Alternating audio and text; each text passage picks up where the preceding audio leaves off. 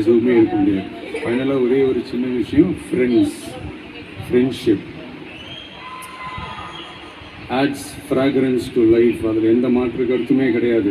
ஒரு கட்டத்துக்கு அப்புறம் பேரண்ட்ஸுக்கு அடுத்தபடியாக, இன்னும் சொல்லப்போனால் பேரண்ட்ஸை விட அதிகமாக நண்பர்களோட டைம் ஸ்பெண்ட் பண்ணக்கூடிய அந்த ஒரு சூழ்நிலை ஏற்படும். அதனால் நல்ல நண்பர்களை தேர்ந்தெடுங்க. நீங்கள் கேட்கலாம், நட்புன்றது அதுவாக அமையிறது தானே, நாம் எப்படி சூஸ் பண்ண முடியும்னு.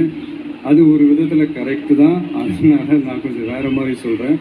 இப்போது உங்களுடைய இந்த நட்பு வட்டாரத்தில் இப்போ ஏதோ ஒரு விஷயம் தப்பாக இருக்குது அப்படின்னா, இப்போது அதில் சில பேர் இந்த தவறான பழக்கங்களில் ஈடுபட்டிருந்தாங்கன்னா, முடிஞ்சால் அவங்கள நல்வழிப்படுத்த பாருங்கள்.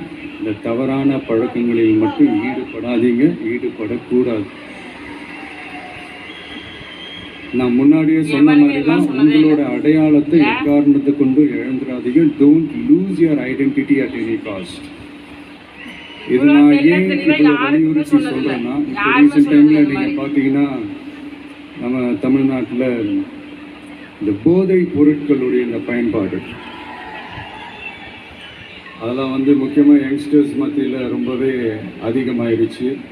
ஒரு பெற்றோர் என்ற முறையில், ஒரு அரசியல் இயக்கத்துக்கு தலைவர் என்ற முறையில் எனக்குமே ரொம்ப அச்சமாக தான் இருக்குது. சொல்லலாம், இப்போ இந்த போதைப் பொருட்கள்லாம் இதெல்லாம் கண்ட்ரோல் பண்ணுறது அரசோட கடமை. இதெல்லாம் யங்ஸ்டர்ஸ் இதிலேருந்து காப்பாற்றுறதெல்லாம் அரசுகளோட கடமை. இப்போ ஆளும் அரசு அதெல்லாம் தவற விட்டுட்டாங்க அப்படின்றத பற்றிலாம் நான் இங்கே பேச வரல. அதுக்கான மேடையும் இது இல்லை. நான் என்ன சொல்ல வரேன்னா, சில நேரத்தில் அரசாங்கத்தை விட நம்ம லைஃப்பை நம்ம தான் பார்த்துக்கணும்.